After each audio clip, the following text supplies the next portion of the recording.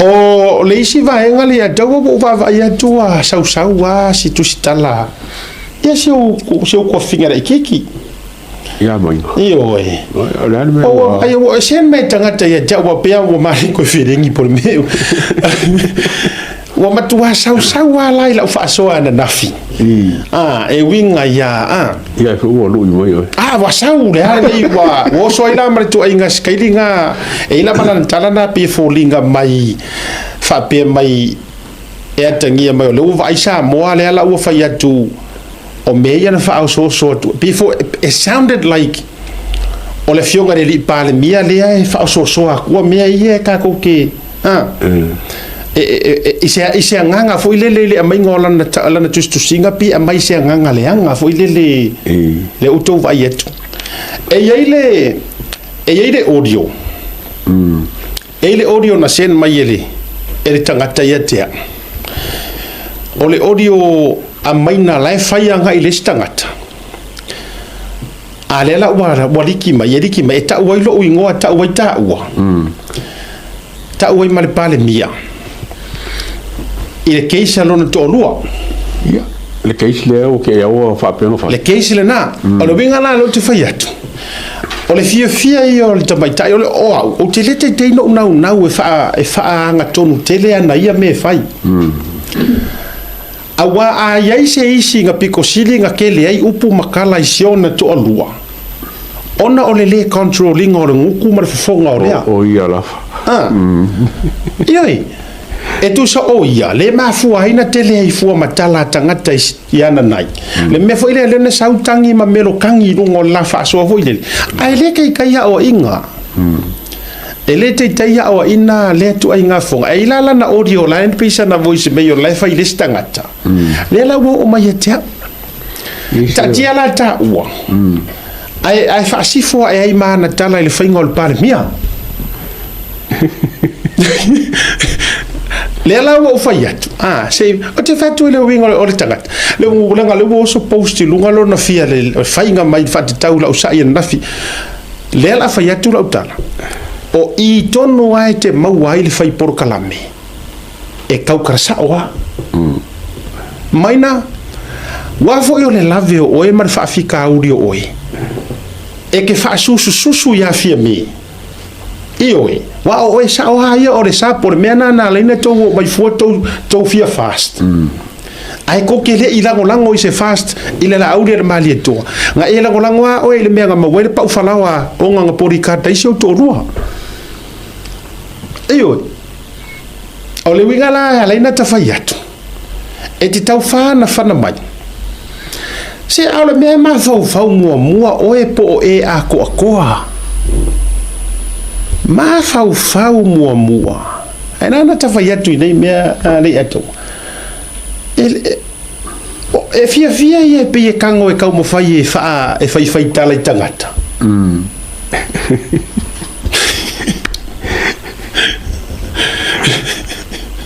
ia le nale no ve to o le tusitala ele o se fa la lau le se la platform ale o vet ele o se kusikala o sorry se fa la lau fa fetai ai fa nga ina mai o le radio Samoa le ke kango ili poki mai ai nga me ai ka siar kanga kai fi fa longo e u ya fo ia nga fa sala nga o ki pe o kanga vai ai roe io a o ia na tato nga lue fa tasi le radio Samoa o ia ia ka kusikusi kala e ka fa nga ki kusikusi mai kala le Samoa Times pe kaila wa le to yese na newspaper ia le lau ka fa nga mai ai o ile nga me ai le o se fa sala lau o le ko lalo o so pe o ile ko au kuskala aru ya malieka aru ya oso inga o au pangar nga au ke oso mai fu ile level au fa sala lau ele kai e au e fola lea aru pe o e tus talam fa pe fu vai ke fe aru iso lo yesu e au news o ma ua ele pe fu ngi ma vai e nga mo ka ko o ma ua e ye ma ua ka kai fa nga e research but they go out and do the work for us oi ia ke kor solo ama e fero lo solo io ala me te tau fa sanga mai e fua ma ua mafua lava ona tele upu isi au to orua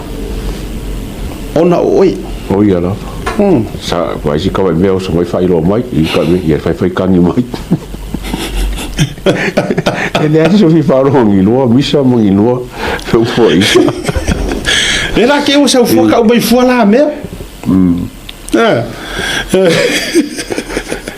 eu akango ka na foi atu la o so mai fua lá me fa emotional uma doi tangata oi na o lau voice mail lea lau voice mail lei le na sen mai tangata e matua ki lia le leilo fainga o le launga o le a o le pio o le pare mia oi le la au te fai atu ia te oi tau tu olo fia a foi le e bang se nga bo so se fa no ki si eu era só falar kuifo ya fori o e makua leila ngore tulo o to inga mele ave ko inga kakaya o to inga tu sitala fa afia popoto ia ele haru le ye kusi vai faita o ya marieta e fagula la kala irkengele ta ilo telefoni ya se Facebook ma me uma ai te sila le atu o ata Faasao ma me uma fai atu e kusi ya kala marieka ia whether we like it or not po ole alava e focus mele ka ur kusi kala sa e ka ki fai aku o te lo fatu ele lei pele anga nyango e tatia le na a ole wing ole fa ole tangata stay focus ilanga lane e focus anga ia ilanga lane hanua ia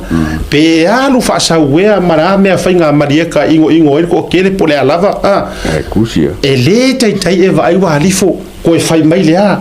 ko ainga o lea kuskala Facebook mulelo pra io na o tangata le fai ale ko inga sikaili le Paulo ka lenga ke fai ko inga sikaili le fa le o ka ba foi le fa mai ko se wo fa pe o lenga se ko inga ka fa pia ya ka binga na ta te fai tu e uma ngari fo fai mai nga news wa kasi fo ile o ke fa ko ka kala lenga na ai tasi le ngutu le anga fai tala palau vale inisio ana post fai ai la da do ye ai o ia kongu foi lea ua kele ai ma upo makala e rese se la long kolua e rese se la fionga yanga ngai le to ai o ngai ai le wala ngala ngai o ia le yeah Carl when you're ready with the audio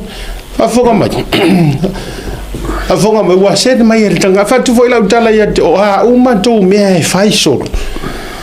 e o uma mai ai ir kau kai ai lenga wo vai atu sau au tu singa mo lo si la fia before I play atu le audio le a ready car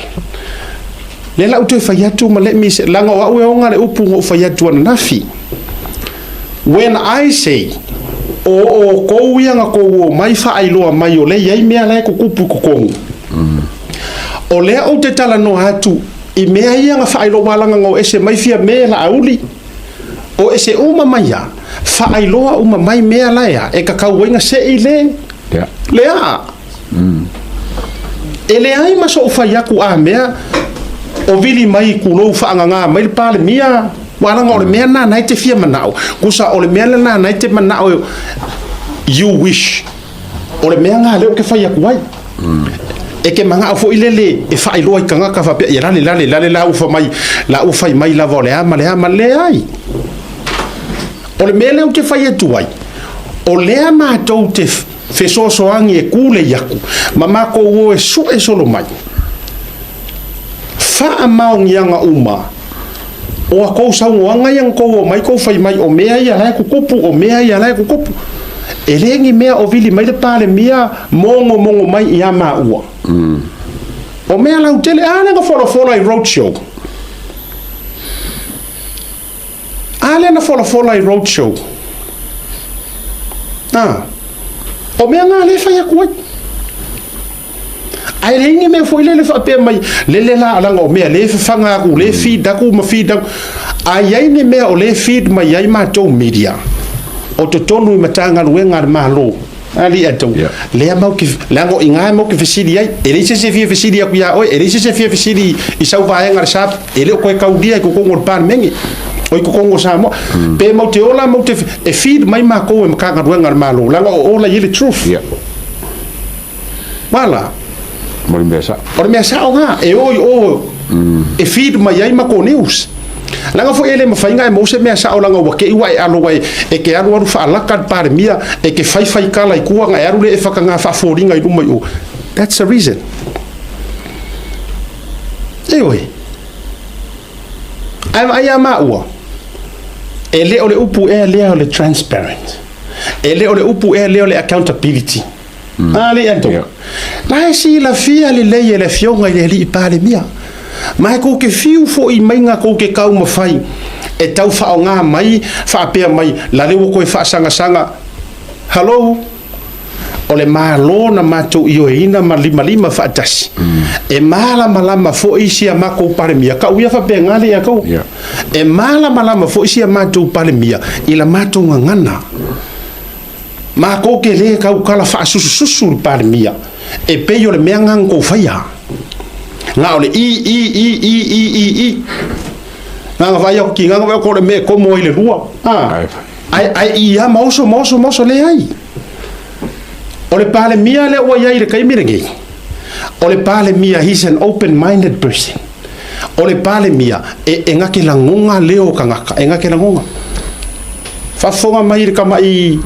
ile kama ori le alea can we play that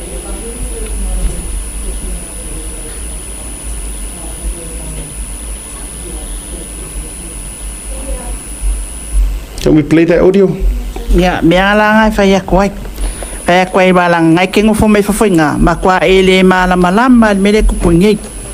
E o ai mea ngai fai mai ngai asiaka nganga la inga fai kula ukala. E o ai mea ngai fai mai asiaka. Ma kwa se a isin. E o ai mea ngai fai mai mang fui. E leo skel fonga lo ko luanga se nai se mea. Ia ko lol mea nga.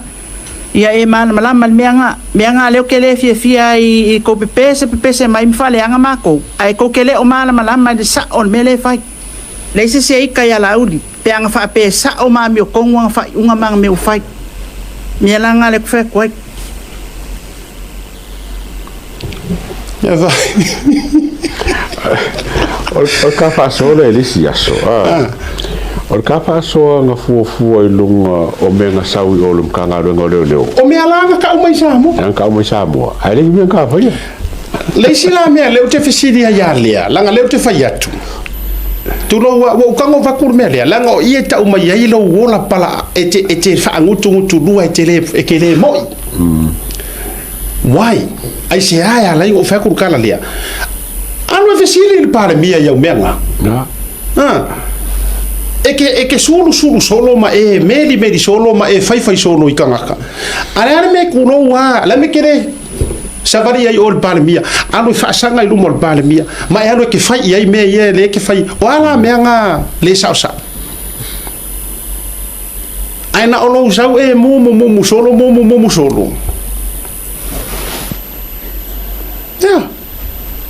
Vuto vai la tato tanga nga olo wa ina o I tonu lava le o ke fai aku ai le afua mai ai ko li poki ko ke fai mea I le tou noto le na me kere ro ke sa fai rumo le fionga pale mia ma e Fesili ai menga ai nga ma fapuangi kala o Fesili mele le o te fai atu ai ka alo ai le polo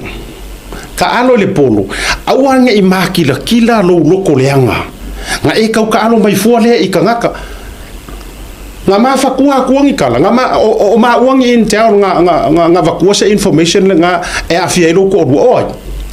o mena sau ai to tonu al matanga wenga o leo o la ko nga fau ko ingal pale mia lo fa I lo me ia ai la se me ke fia mangingo mai fia mala mai e ke le oso mai fua media oso o le mea nga mapunga mai ele vai mea nga ka uma ele ora fa vas ma kami o kali me fa official le po pa penga fa tu suenga le Lena o suenga fa inga ka ma suenga e fa ngi kelele le afianga anga fa ye kama fa msinga le le winga dati fa yatu langa luki manga o so kango e karisa o kwa le fia o so le wa la na me ale fa tasi le o ongo mai o la kuisa mo si le la pa le o ono ongo I pe pa o me te u fa le tonu e o ina tu lo o ke le fia ngo ke le ya me fa ai manga o loa mai nga le o wango ku no la ia le ele aka lo ala ile me ke lo la po ye mo vai ale wo fa yatu a fa ye ke fia kala ngo o se kusikala fa maongi masao alu fa sanga I palmia Fesili ia yo ko mumu ia mau me ye ke mumu solo ikua ia la fa ngai e la lau mai forma ua pepelo nga mafa ko se kala vai lai lo mai ile vai e emeja la kusikala la awa ke ika ia maua ika ngaka nga amakarkala kwa liva nga yola ke de koilola la mela ika mai fo ia maua na mango ngofo fe punga ku ngamia alwa ika ol makanga ruenga oleo ika ngaka nga advising al palmia oloko olua yonga ke fongi ika yo ala eu so mai e se kere le oki le ke le la e ke oso mai e pole me olo molari ai matua se tele har mele te oso mai ai oso o makanga ruenga leo alu ye o ko Faasao mai mea ai o ke moru solo mai la fila solo le nga o uma mai ai ia ngala ko ava kuirunga ngala e vai la ko mumu uma fai ma wa e ko Faasanga ela o male ya mai ele ka fa ko senga fai si va nga o ka ma mo Faasao mai mele o fe velo ska ko kala ye no le ya tawa o le nga ruenga Faasala lau fa media a Faasao mai o a ko Faasao ele ai se me mo ke fa madia ko wa the only thing we do o la wo ko Faasao mai pa wa nga o mato o mako eli poki ai eli poki le lau kele o kanga kalanga o lai fia fa fonga mai ma fia sila fia kanga a faila le tatou li poti ai o tatou loa wa uma mai o se mai le meanga mai ai fa ka inga o la o sala mai le malo se mai le makanga ruenga se mai se ofisa e kau ke koe foia e toi li poti le mea ua fato ese mai le matanga ruenga o leo ua fato ese mai la fionga le minister ua fato ese mai pai mala vai e toi Faasao atu ua le fa mau ni vai ai a saule a makanga ele ma failanga fa ese Faasao o ele kusikala paula o me fai kusi ilalo anga vale ka makau luma kua pakaku o pauanga o me ke kang kusi ilalo ai a mai le fola le yai ma ua e alau ma ua e Faasao lango ma ua tangata Faasala lau e umanga maka ngofi fa ai loa le mea langa ka umai le mingiska po le komisinga ona fai loa le ia yo ma fau ngor Faasao what if o scenario umanga e alau ma ke Faasao hai umanga fa ngolongo ko kai mer ko lo ngor cases kamo maule fai makua whaamangingo le lei e le sunga le whaamasingo. Po le fionga le whaamasingo ia Ray Schuster. Whaamangingo le lei e le whaamasingo i Ray Schuster ia i vaenga le kangi e winga ia mau. Ko al mea kongo whapea. Isu kongo ale. Le kangi a kau ofe ma kupuola. Le alai whamai e le kakaunga kango mau whaasala lau mea ia. Lenga iai mau ko kongo ore mele le kelenga o mainga kongo ale sauso o mele fa mai langa kau kele we don't have to be in that court we don't have to ma ko le Faasao as long as iai ma ko kanga kanga ko ngeki ngai fitting mainga ma ko that's it wa umalanga fa mangingo iai e Ray Schuster le ese esenga le me ka o le tusitala journalist ma le me ta o le Faasala lau le yei ka ua podcast o le podcaster e mawhai o ngā lipoki ma Faasao fai opinions e mafai nga e kalangoa le fact e mafai foi nga share lo opinion a o oe lea le kusikala le la vei oe lea ele hengi o opinion mele le mafuai e umanga sa kusi mai au kala e oso fai o opinion ni lungo au post wa fike nga ye malo wo langa fike nga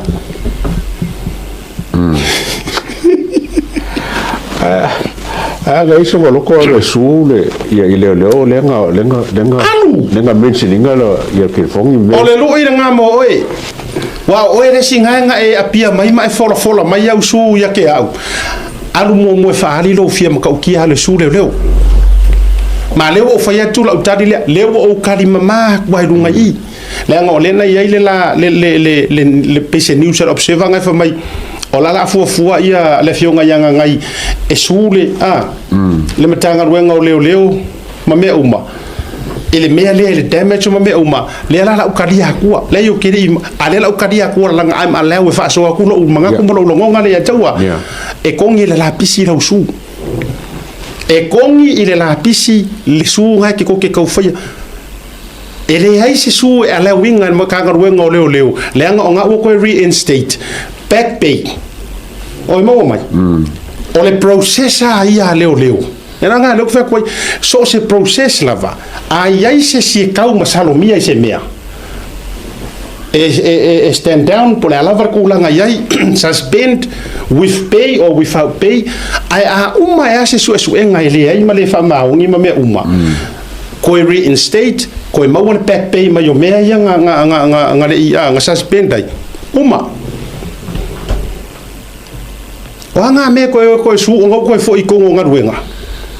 ko kongi uma a ole processa nga ia leo ia mar contact nga leo fai pa wala mea ia e fa fekai o aso su enga o ia ima me uma ele se fa maung yanga o mea nga a upu makala ma mau ngasu o so fuanga ngi e ku wa o ele o fai au kala arka wa po kala mai singi pepo me fa ferma se como singo leo le sui como singo leo il ka pule fa ferma mix up ke fo fa nga fia ke fo ngai il mele nga lenga nga ka ko pisa ma fa lo mayor ke fo ngai ma wai fa ferma se ele como se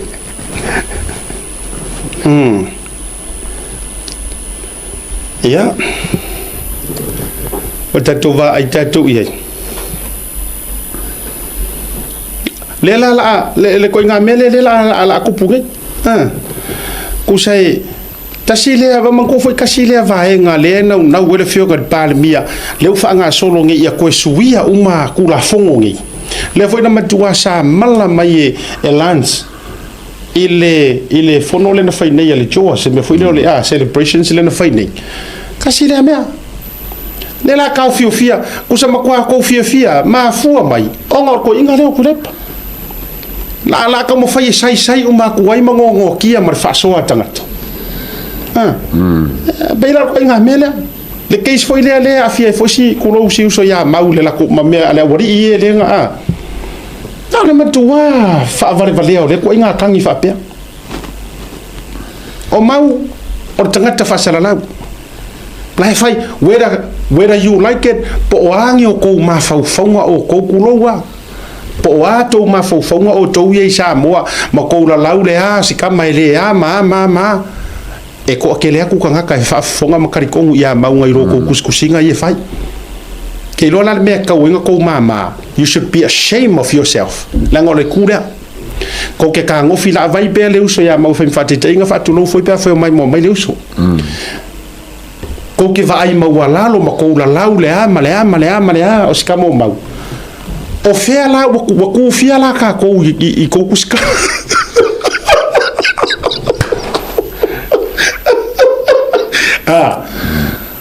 ko ke ola ma ko la lau le o ongo o ma ko ngei o ska mo mau o umanga kanga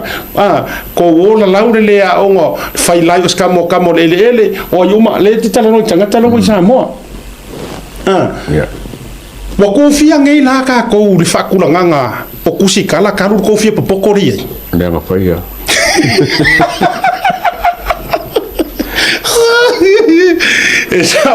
Esa oile pesere au nga foi le mai savai. Uri va. Teo for to le mama. Teo for to le mama. Ai. A ko me ese la.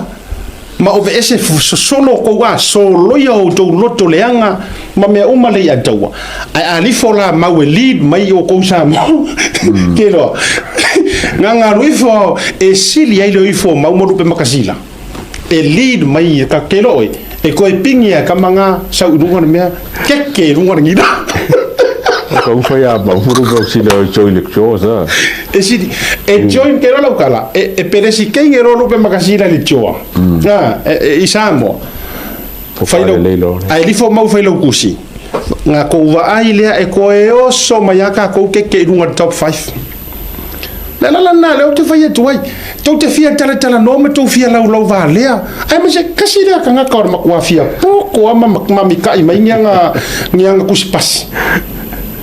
na mai kai la pasi ai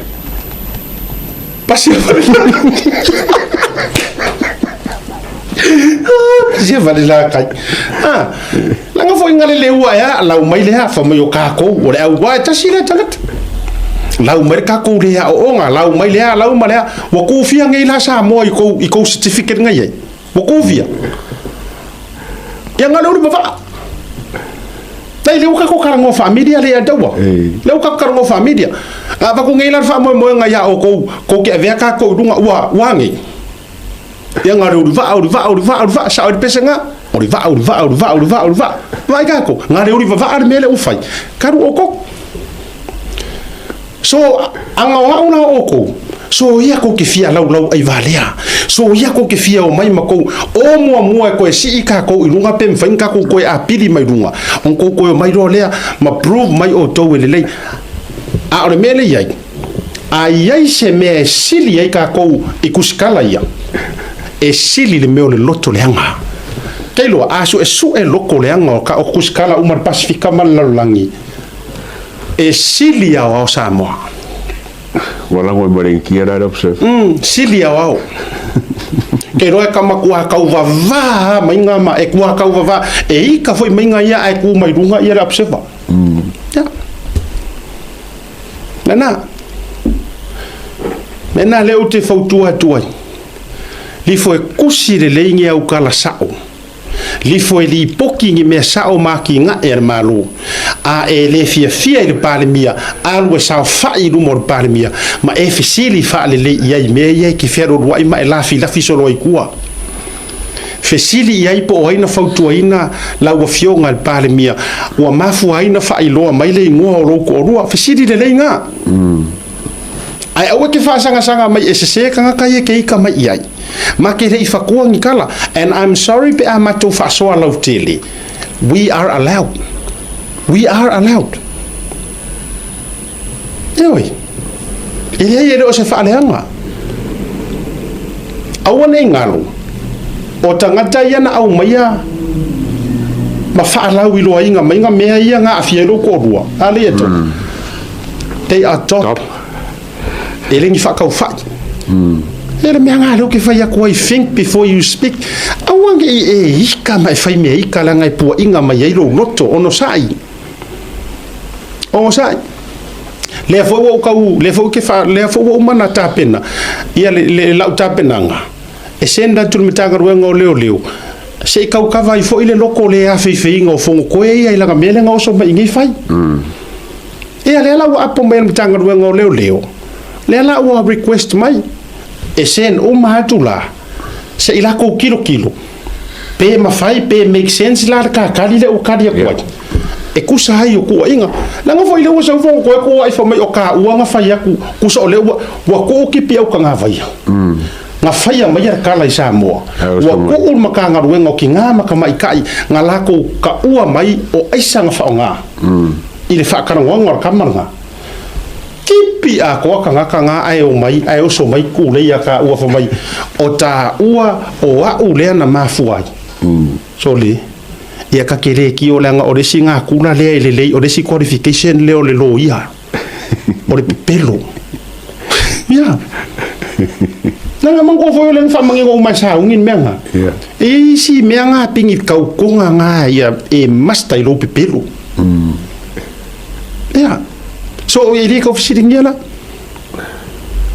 ia la fai ko mea ua maua fai ko mea ua mu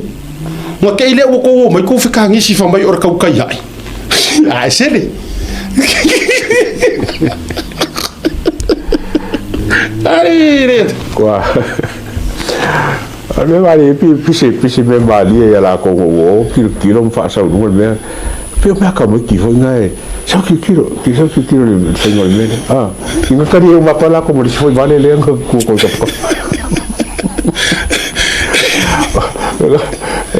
kusa o woro ia rai o yo mala ko ai ka lo ile ya foi mala ya foi le foi o ka foi lo ia ngai a ko no ngela la ko tiro fo fe no hai ro ia do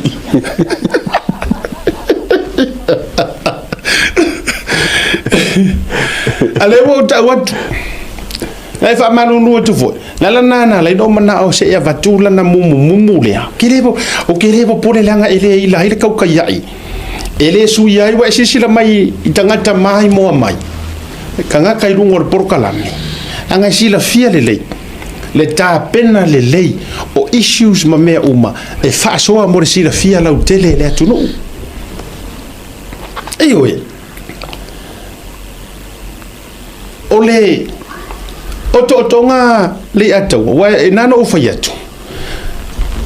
o e kusa ka mo fai e ata ue e faalau kele kusa mele fei ka ida vaenga le ato e te fei te ia all because of the jealousy ile popularity ua loa mai kangaka ko mea e fai kusa that's why ko ki fei ka wa ko ke fiu ko ke kau ma fai ele i loa se lalo langi a ko mea ngai kau fai ai nga o mea i lungo por kalame lea pe o par fai ki kiri fo le se senga nai fai so ala utala lea le ataua o le se senga lea o papa mengi o pomu par pomu akomika o pomu nucleo ma le pare me o fai ki kiri le ala ino fai atu pe langa a par pomu nga o se vaenga a pa fo il pomu ngiukidia e nga o se vaenga ai a par fai kikiti e lau longo ma ke fa longo pe ora ka e ma sai langi ala na e ma fuai kusa e ko ke le fia mai i tauta ya e wa fo or par fai kikiti nga va ko ai lunga i lo uma langi ako wa e kala o le mafu anga wai kai o ele mainga wa e talanga o ta Faasao la tele wai lo mai o ai pepe fa ko afanga nga wai lo ai o nga ngai le nga le masalomia tu so mele le kai ma saule ka ano mai le kingo se focus le issue o le ka ke li pokia uma le melang ka umai samo ia o ka wonga ka pokala ma le ka kiri pokia me elengi me ka faia wa e longo fia mo ka faia expressar ka wa fury por ka wa al mele ele se fury por se me faku o le me mo ka nga renga leo a pega esa un le top a fait fam singa faia fam singa le pot breaking news maua mai lau intel i le wharepui wiri whatoa mai ona ele 11 whai eile interview a papali efo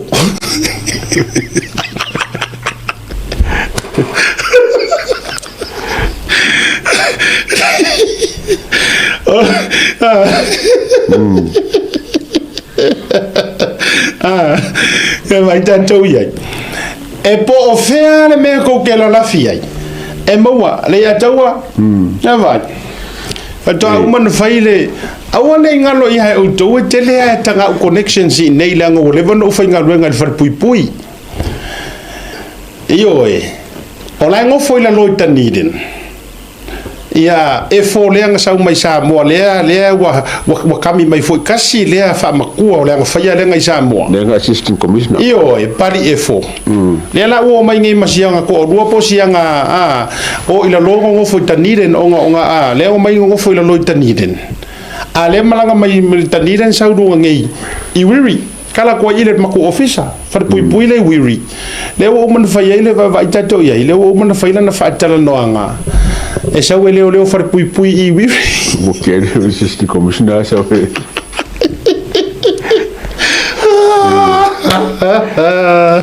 oh my good boy longo winga asa o fainga luenga I wiri ole a kele o kaimi kau ke va ai pas pasia I le mori mon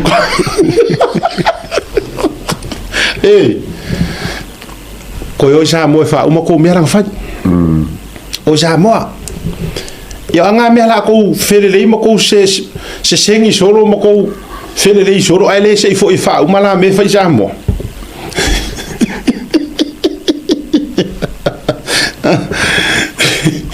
alo si la de mele o o si la de mele o ku la mai e o mai sa mo e o mai fa karango ngao e o mai fa karango ngao ko fa la kangi mo lo ko fa ni mo le la ko lo